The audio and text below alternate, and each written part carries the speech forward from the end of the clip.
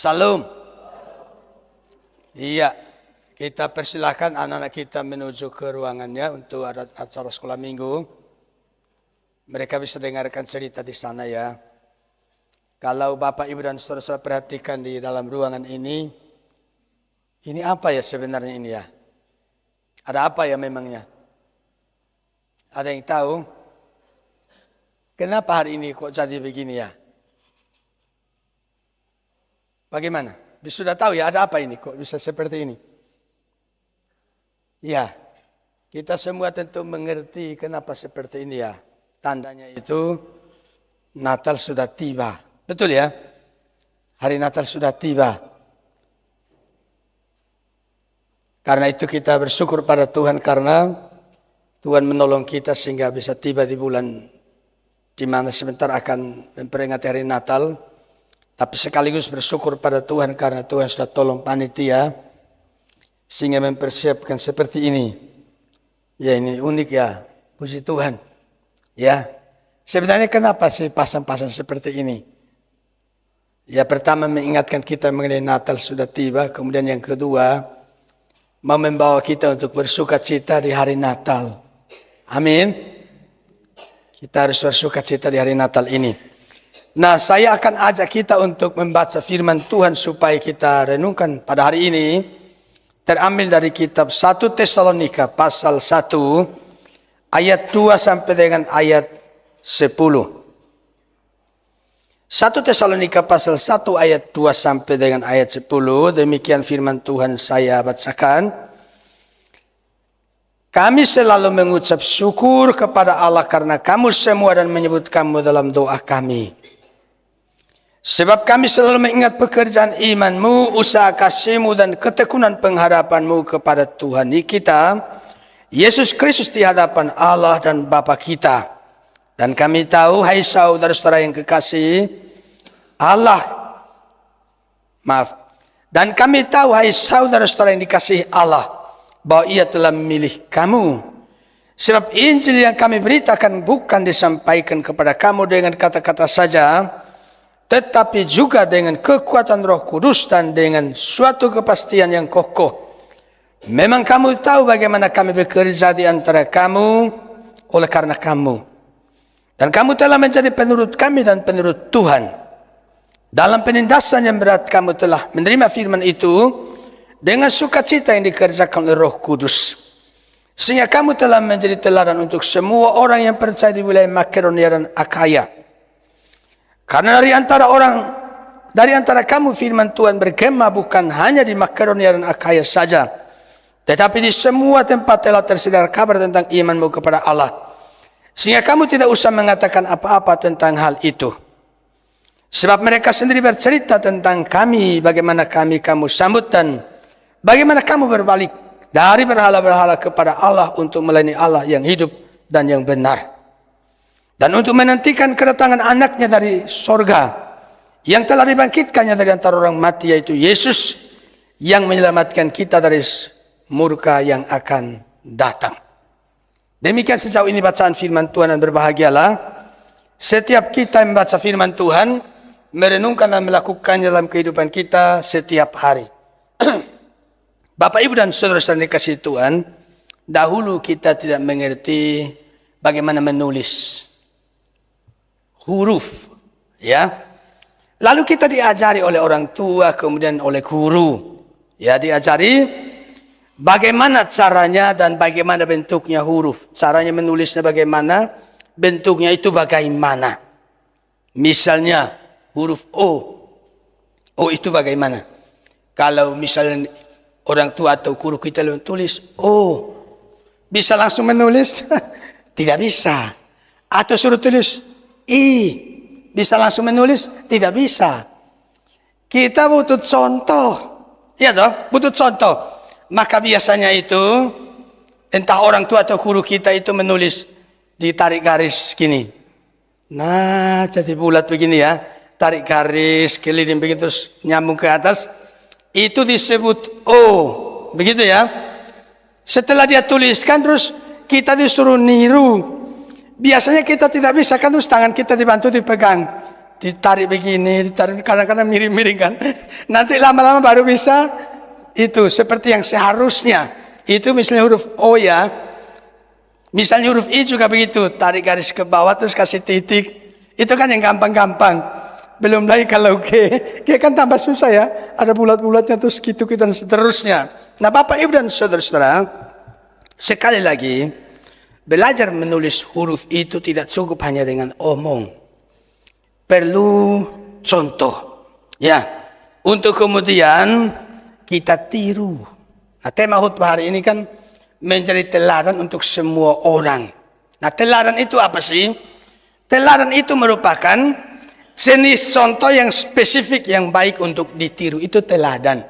Jadi teladan itu jenis contoh yang spesifik yang baik untuk ditiru. Maka itu tadi. Orang tua bisa tarik garis yang kemudian jadi bulat begitu. Kita dikasih tahu itu O. Betul ya? Terus tarik garis ke bawah, terus di atas kasih titik itu I. Mereka kasih kita contoh, kemudian kita tiru. Itu namanya teladan. Nah, Bapak Ibu dan saudara-saudara, tema khutbah hari ini kan terambil dari ayat 7. Di ayat 7 itu dikatakan begini. Sehingga kamu telah menjadi teladan untuk semua orang yang percaya di wilayah Makedonia dan Akaya. Tadi Rasul Paulus bicara dengan jemaat Tesalonika bilang, kamu telah menjadi contoh untuk semua orang. Ini bagus sekali. Ya, seorang pemimpin besar berikan kata-kata yang luar biasa kepada jemaat. Dia bilang, kamu telah menjadi contoh untuk semua orang. Tentu dalam konteks itu di wilayah Makedonia dan Akaya pada waktu itu. Nah, kita akan langsung melihat dalam hal apa jemaat Tesalonika menjadi teladan. Perlu kita ketahui ya, teladan dalam hal apa sih? Coba kita lihat di ayat 3 itu, di sana dikatakan begini. Sebab kami selalu mengingat pekerjaan imanmu, usaha kasihmu, dan ketekunan pengharapanmu kepada Tuhan kita Yesus Kristus di hadapan Allah dan Bapa kita. Di sini ada 3 hal. Nanti saya uraikan satu persatu ya. Yang dimaksud dengan jemaat menjadi teladan itu, yang pertama bicara mengenai iman. Kemudian yang kedua, kasih. Ya toh, baru yang satunya lagi, pengharapan. Nah, mari kita perhatikan Bapak Ibu dan saudara-saudara. Iman yang ada pada jemaat Tesalonika itu sebenarnya iman seperti apa? Ya. Saya lihat aja, kita lihat ayat yang kelima itu dikatakan begini. Sebab Injil yang kami beritakan bukan disampaikan kepada kamu dengan kata-kata saja, tetapi juga dengan kekuatan Roh Kudus dan dengan suatu kepastian yang kokoh. Kalimat terakhir, memang kamu tahu bagaimana kami bekerja di antara kamu oleh karena kamu. Nah, Paulus beritahu kepada mereka itu bahwa mereka tahu bahwa Paulus bekerja untuk mereka. Pekerjaan apa sih yang dikerjakan Paulus di sini? Tentu tidak lain tidak bukan seperti di ayat 5 bagian awal itu bicara Injil. Dia bilang Injil yang kami beritakan. Jadi Paulus pergi ke Tesalonika beritakan Injil. Terus di ayat yang ke-6 itu dikatakan begini. Dan kamu telah menjadi penurut kami dan penurut Tuhan. Dalam penindasan yang berat kamu telah menerima firman itu dengan sukacita. Nah, jadi Paulus dan timnya datang ke sana ya untuk beritakan Injil. Itu dalam perjalanan misi yang kedua. Datang ke Tesalonika untuk beritakan Injil.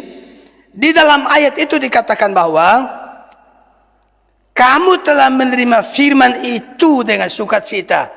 Waktu firman diberitakan, kemudian menerima firman itu dengan sukacita, itu iman. Ya, firman diberitakan pada kita, kemudian kita terima, kita percayai, itu namanya kita beriman. Makanya ada ayat mengatakan iman timbul dari pendengaran, tahu dalam Roma itu ya, pendengar oleh firman Kristus. Jadi waktu mendengarkan firman Tuhan kemudian mempercayai firman itu, ya, mempercayai apa yang dikatakan kepada kita, mempercayai berita Injil, itu namanya iman. Tapi kalau misalnya sebatas itu kan biasalah, umum toh. Mendengar Injil percaya kan hal biasa. Tapi kenapa Paulus mengatakan kamu telah menjadi teladan untuk semua orang? Ini artinya bahwa bukan sekedar beriman yang normal seperti pada umumnya orang dengar Injil kamu terima dan seterusnya. Bukan sekedar itu. Ada sesuatu yang lebih daripada itu, sehingga Paulus harus ucapkan khusus di sini ya. Coba lihat baik-baik ayat 6 itu bilang begini. Saya baca ulang ayat 6 ya. Dan kamu telah menjadi penurut kami dan penurut Tuhan. Dalam penindasan yang berat kamu telah menerima firman itu dengan sukacita. Nah lihat di situ. Dalam apa? Penindasan yang berat kamu telah menerima firman itu dengan sukacita. Walaupun ada penindasan ketika menerima Injil, mereka tetap menerimanya itu, menerima firman itu dengan sukacita. Nah, iman yang seperti ini yang oleh Paulus kemudian disebut sebagai sesuatu teladan yang perlu diperhatikan oleh semua termasuk kita. Kalau beriman di saat yang normal itu hal yang umum lah, biasa sajalah. Tapi kalau beriman di tengah situasi yang sulit, betul-betul percaya firman itu di masa krisis, nah ini langka itu. Ya, saya kira masing-masing kita perlu pikirkan hal ini ya. Perlu pikirkan hal ini. Selama ini bagaimana? Waktu kita terima Yesus apakah ada tantangan? Puji Tuhan kalau tidak ya. Tapi kalau tahu ada tantangan tapi kita terus berusaha melewatinya dengan setia pada Tuhan, itu namanya iman yang boleh menjadi teladan. Kemudian dalam hidup kita ini, dalam perjalanan mengiring Tuhan, begitu banyak kesukaran, kesulitan kita hadapi dalam hidup ini, tanpa keluhan, tanpa putus asa, terus menaruh harap kepada Tuhan. Nah itu iman yang patut diteladani. Begini, riwayatnya Paulus susah tiba di Tesalonika itu begini. Waktu itu kan dalam perjalanan misi yang kedua, Paulus itu ingin terus beritakan Injil di Asia. Tapi mereka tiba di satu tempat namanya Troas. Nah di Troas itu kalau tidak salah dekatnya itu ada Troya ya, Troas. Nah tiba di Troas itu kemudian malam-malam itu Paulus dapat penglihatan, katanya ada orang dari Makedonia datang kepada Paulus dan kemudian sujud kepada berkata, menyeberanglah kemari dan tolonglah kami. Besok pagi Paulus berkesimpulan bahwa itu merupakan panggilan Tuhan. Kita harus tinggalkan Asia ini, menyeberang ke Eropa. Maka mereka menyeberang ke Makedonia katanya tadi ya. Dan kota pertama yang mereka datang itu kota Filipi. Di situ beritakan Injil, yang kemudian bebaskan wanita yang kerasukan roh tendung itu ya. Kemudian dipersoalkan Paulus yang Silas masuk penjara. Di penjara. Dan malam itu kata mereka terus berdoa, terus memuji Tuhan, lalu terjadi gempa. Sendi-sendi penjara goyah, pintu-pintu terbuka dan belenggu-belenggu terlepas. Dan malam itu kepala penjara bilang, Tuhan, apa yang harus aku perbuat supaya kau selamat? Paulus bilang, percayalah kepada Tuhan Yesus Kristus, engkau akan selamat, engkau dan seisi rumahmu. Kemudian sesudah pembesar-pembesar kota itu mendengar apa yang terjadi, mereka suruh orang pergi kasih tahu Paulus, suruh keluar dari penjara. Paulus bilang, tidak, tanpa diadili kalian masukkan kami ke sini. Kalian harus datang sini minta maaf lalu kami pergi. Dan mereka minta maaf pada Paulus. Paulus itu serius orangnya, dia tidak main-main. Ada kalian dia berani bersuara kalau itu dia dalam posisi yang benar. Kemudian mereka pergi, tapi sudah tahu mereka kemana. Sesudah keluar dari penjara terus kemana? Pulang ke rumah lihat istri anak? Bukan. Sesudah keluar dari penjara di Filipi, mereka pergi ke Tesalonika. Sampai di Tesalonika dikatakan dalam Kisah Rasul 17 itu, 3 hari Sabat berturut-turut bertemulah orang-orang dengan Paulus di satu rumah, satu orang namanya Yason. Di situ Paulus terus itu buktikan dari kitab suci bahwa Mesias harus menderita dan mati dan bangkit dan Yesus adalah Mesias. Puji Tuhan. Paulus beritakan seperti itu dan banyak orang bisa menerimanya dan percaya kepada beritanya Paulus. Bukan seorang Yahudi tapi orang-orang Yunani juga ada yang percaya di situ. Setelah itu ada yang tidak suka. Makin banyak orang berkumpul, orang tidak suka. Orang-orang Yahudi zaman itu ya tidak suka. Kemudian mereka itu memprovokasi dan ada para penjahat yang dilibatkan dan buat keributan di kota itu. Ya. Nah, orang-orang itu sarankan Paulus supaya pergi dari Tesalonika karena bahaya. Paulus pergi dari Tesalonika, pergi ke kota namanya kota Berea. Ya, waktu Paulus pergi itu meninggalkan Tesalonika ke Berea, Yason yang rumahnya ditempati itu ditangkap itu, diadili itu, dihadapkan kepada sidang rakyat. Diproses demikian rupa. Nah, Paulus pergi ke Berea. Dari Berea kemudian Paulus pergi ke Athena, yang di situ dia beritakan Injil. Dia bilang, di sini ada penyembahan kepada yang tidak kami kenal. Aku datang beritahu kamu siapa itu. Di Athena kemudian Paulus pikirkan orang di Tesalonika. Dia bilang pada Timotius begini, hai Timotius, cobalah kamu pergi ke Tesalonika, lihat saudara-saudara kita yang percaya itu bagaimana nasib mereka. Di Athena Paulus suruh Timotius kembali ke Tesalonika, lihat saudara-saudara seiman di sana. Sementara Paulus lanjutkan perjalanan ke itu Korintus, keliling terus. Dia pergi ke Korintus. Waktu Paulus ada di Korintus, Timotius sudah di Tesalonika kan. Dia tahu kondisi mereka, dia pergi ke nyusul Paulus ke Korintus. Tiba di Korintus, Timotius ceritakan detail mengenai apa yang ada mengenai jemaat di Tesalonika. Saat itulah Paulus tulis surat ini. Ya, sesudah dengar dari Timotius mengenai kondisi jemaat Tesalonika, Paulus tulis surat ini, dan ini katanya itu surat pertama itu. Kira-kira tahun 51 itu penulisannya. Ya, surat ini ditulis dalam situasi seperti itu. Nah, kenapa Paulus bilang dalam penganiayaan, dalam penderitaan, kamu terima firman dengan sukacita? Ya karena situasi seperti tadi. Di tengah tekanan, di tengah aniaya kesulitan, mereka terima firman dengan sukacita. Paulus memuji iman mereka. Dia bilang, kamu menjadi teladan untuk semua orang. Ini bagus. Ya toh? Bagus. Jadi saya kira kita semua perlu pikirkan. Ya, kita masing-masing perlu pikirkan kira-kira bagaimana dengan iman kita selama ini.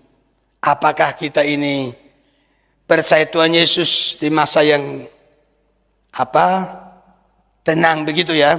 Terus di masa krisis masih terus percaya Tuhan Yesus atau bagaimana? Ini perlu kita pikirkan. Iman yang patut menjadi teladan ialah waktu normal dia beriman. Waktu sulit terus beriman. Itu iman bisa menjadi teladan. Ya, berdoa supaya kita semua seperti itu. Amin. Karena umumnya ya manusia itu suka mengeluh, suka menggerutu. Betul atau tidak? Kalau hujan kita bilang apa? Aduh kok hujan terus ya? Betul atau tidak? Tapi kalau panas kita bilang, aduh panasnya. Terus maunya apa? Iya toh, maunya apa? Hujan mengeluh, hujan terus.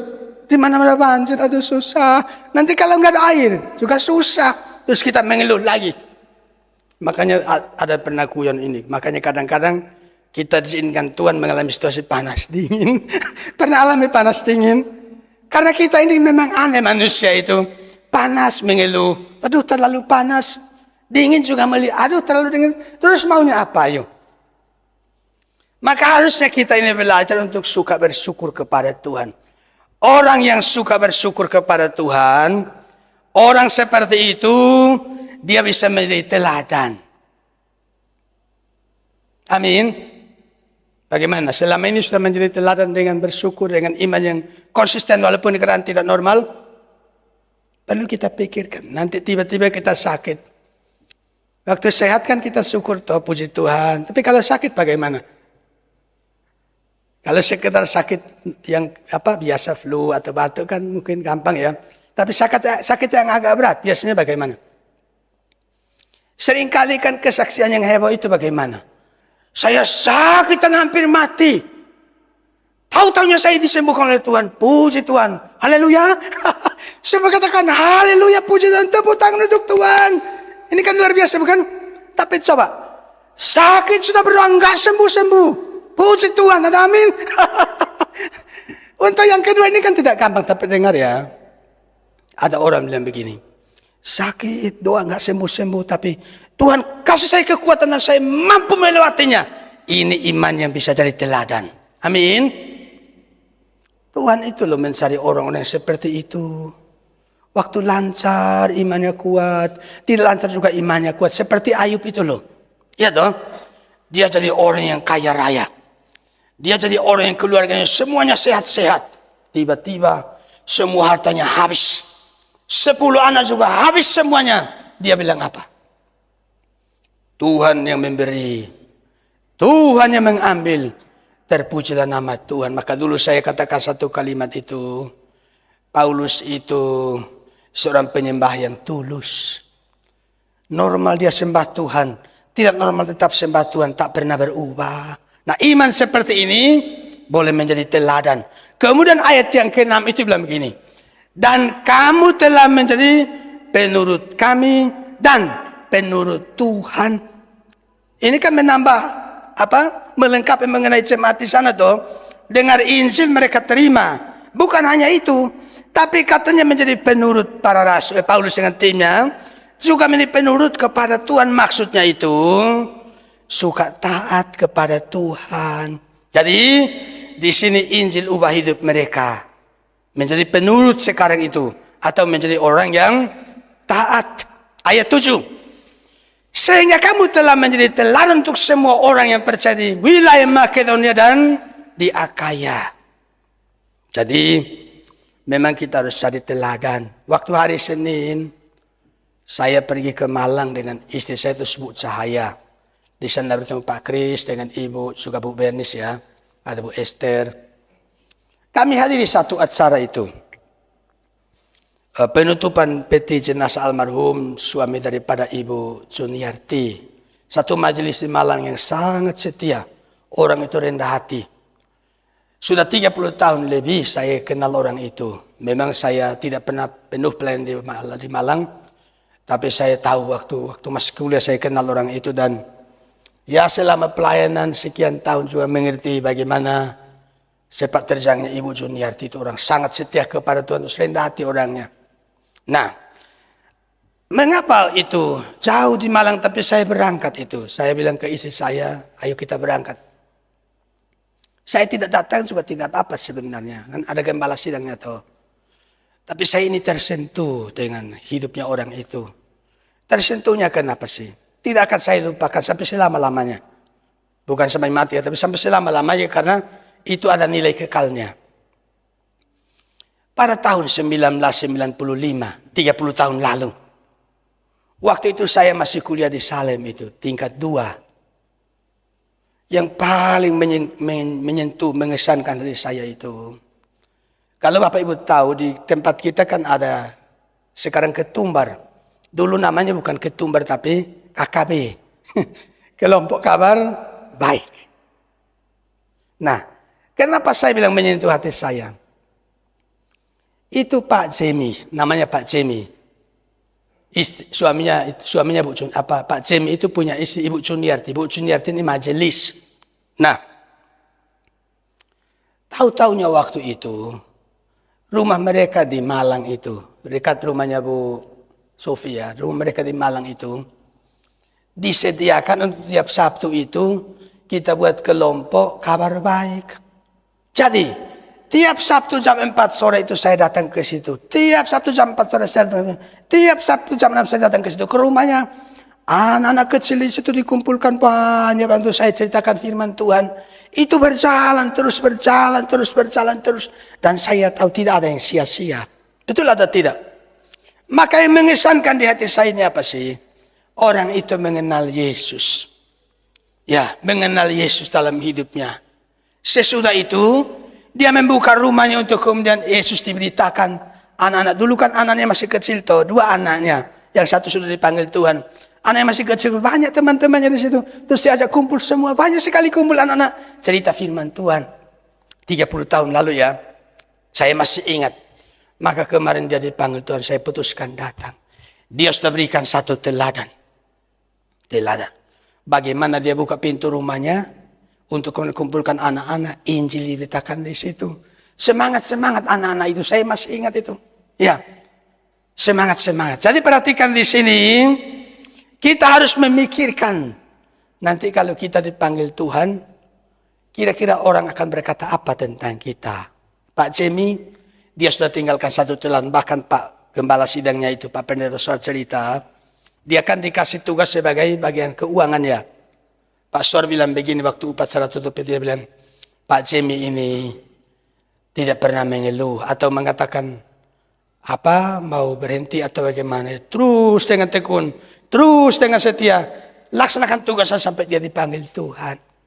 Ya, Nah, jadi sesuatu teladan telah ditinggalkan.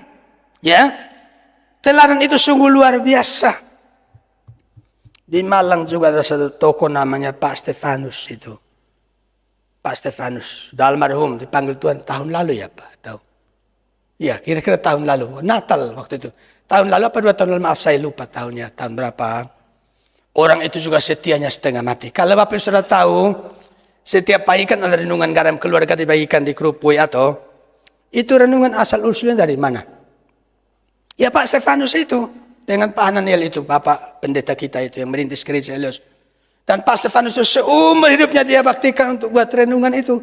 Sekarang beliau sudah dipanggil Tuhan, tapi apa yang dia kerjakan terus jadi berkat untuk kita semua. Saya kira kita perlu pikirkan apa yang akan kita tinggalkan. Mari kita pikirkan apa yang kita tinggalkan. Kesetiaankah? Imankah? Atau apa? Kita perlu pikirkan ini. Ya. Nah, jadi Bapak Ibu dan Saudara, betapa penting kita pikirkan jadi teladan, ya, seperti jemaat di Tesalonika itu. Saya lihat ayat yang ke-8 mengatakan, karena dari antara kamu firman Tuhan bergema, ya katanya, dari antara kamu firman Tuhan bergema. Maksudnya apa sih? Dari antara mereka firman Tuhan bergema maksudnya terdengar kemana-mana. Itu maksudnya. Bagaimana firman Tuhan bisa bergema? Ya mereka beritakan firman Tuhan bukan? Nah itu satu teladan. Jadi mau menjadi teladannya beritakan firman Tuhan. Seperti yang dikerjakan oleh jemaat di Tesalonika itu. Saya ulang ya. Dari antara kamu firman Tuhan bergema bukan hanya di Makedonia dan Akaya saja. Tetapi di semua tempat telah tersedia kabar tentang imanmu kepada Allah. Sehingga kami tidak usah mengatakan apa-apa tentang hal itu. Mereka itu jadi orang yang bersaksi. Bahkan ada satu lagi Bapak Ibu Saudara mengenai jemaat Tesalonika terkait iman mereka itu. Ayat 9 bilang begini. Sebab mereka sendiri bercerita tentang kami, bagaimana kami kamu sambut dan bagaimana kamu berbalik dari berhala-berhala kepada Allah untuk melayani Allah yang hidup dan yang benar. Nah, perhatikan di sini. Katanya berbalik dari berhala.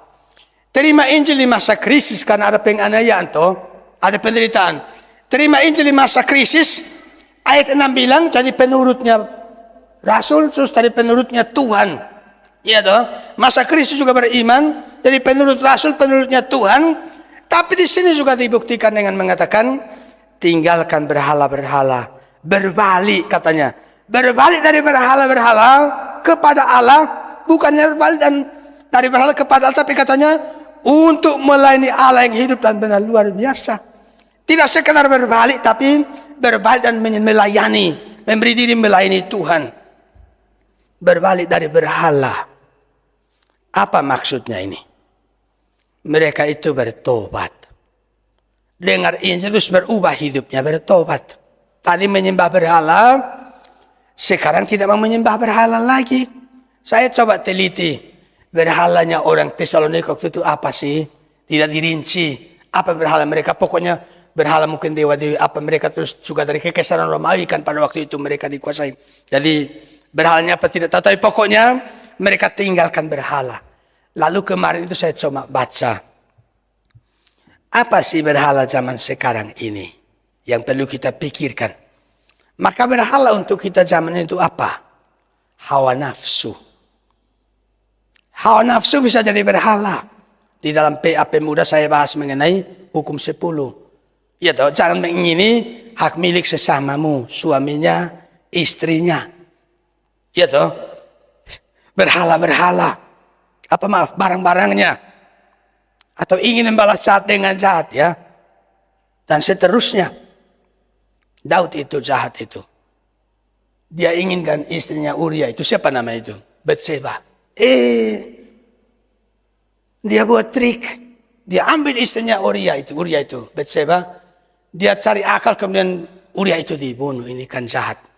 Ya puji Tuhan dia tegur langsung bertobat dia. Ya bertobat, harus bertobat kalau dengar teguran firman Tuhan. Ada orang namanya itu Ahab dengan Isabel. Ada satu orang punya kebun anggur yang bagus itu Nabot namanya. Ahab dan Isabel ini mereka mengambil alih itu kebunnya siapa? Nabot. Ya untung ditegur Tuhan kemudian dikembalikan. Ya toh, hawa nafsu bisa jadi bisa jadi berhala. Kemudian harta, cinta diri sendiri, itu bisa jadi berhala. Nah, mereka ini, jemaat Tesalonika ini, meninggalkan berhala-berhala sebagai sesembahan yang palsu.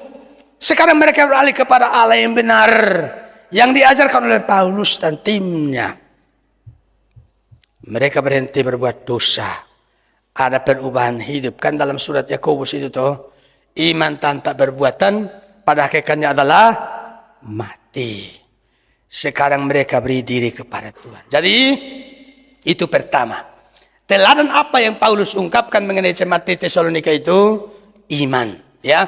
Sekarang yang kedua itu, di ayat yang ketiga itu, tadi saya katakan 3 hal ya. Selain iman, ayat 3 mengatakan, mengingat pekerjaan imanmu, kemudian usaha kasihmu.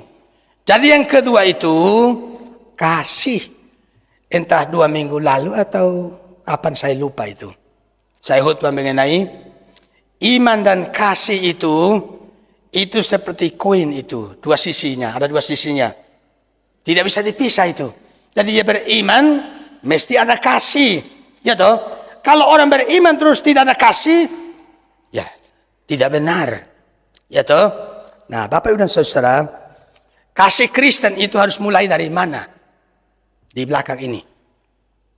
Salib Kristus. Ya toh? Ini kan mau Natal kita. Melihat lilin dibakar, mau Natal kita. Lilin sebenarnya kan bicara pengorbanan. Pengorbanan. Ya toh? Natal. Yesus datang ke dunia itu. Natal itu pengorbanan. Yang ilahi mau masuk ke dalam daging untuk dikurung di situ. Dari manusia. Firman menubuh ya. Firman menjadi manusia. Itu pengorbanan itu. Datang disambut lagi di palungan tempat yang kotor itu. Di kandang binatang lagi susah itu. Mungkin banyak serangga itu malam-malam tuh. Apalagi banyak nyamuk. Coba di rumah kalau banyak nyamuk bagaimana? Tidak nyaman bukan? Sekarang kan ada obat nyamuk tuh. Bisa bakar apa. Atau ambil apa yang elektrik itu ya. Tak terus ya. Bisa begitu. Dulu kan tidak ada. Jadi malam-malam mungkin Yesus digigit nyamuk atau serangga kan tidak tahu. Kain untuk bungkus pun tidak ada, kok hanya kain kotor itu ya. Ya, menderita, dia berkorban. Untuk siapa dia berkorban? Untuk seteru, untuk musuh itu. Maka bicara kasih itu, kalau mengasihi mereka yang baik-baik pada kita itu, biasalah semua orang juga bisa lakukan.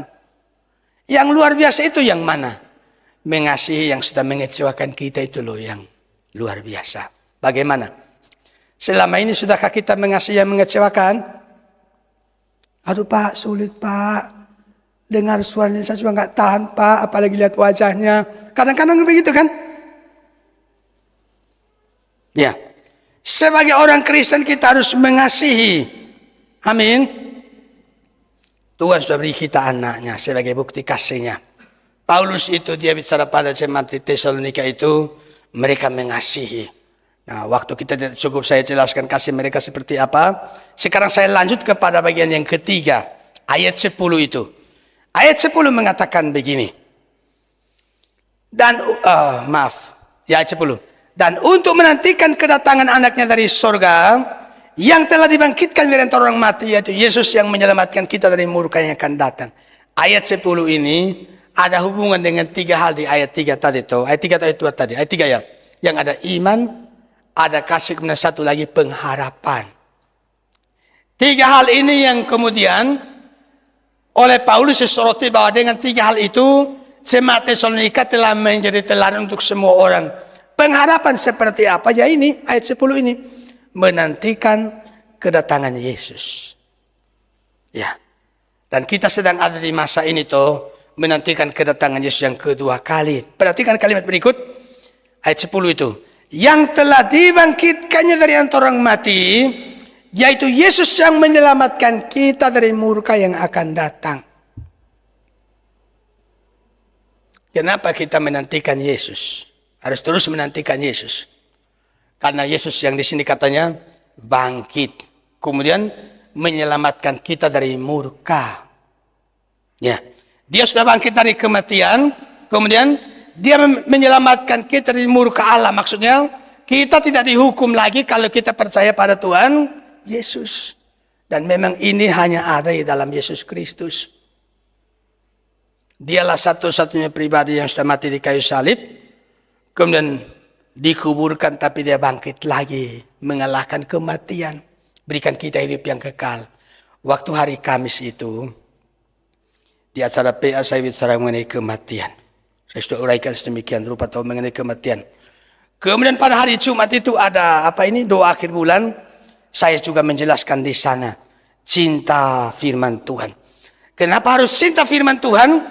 Di dalam surat Timotius itu kan. Firman Tuhan itu memberi hikmat kemudian menuntun kita kepada keselamatan oleh iman kepada Kristus Yesus. Ya, dengan perhatikan firman Tuhan. Beriman kepada Kristus Yesus. Kita dapatkan keselamatan. Begini. Kenapa Paulus tulis ini pada jemaat di Tesalonika? Karena Paulus itu buru-buru. Baru sebentar. Kisah 17 saya menjelaskan singkat. 3 kali sahabat bertemu mereka. Sesudah itu sudah pergi. Mungkin mengenai orang sudah mati terus kemana. Mereka nggak ngerti. Mereka nggak tahu. Maka sekarang. Waktu Timotius bawa laporan dari Tesalonika pada Paulus.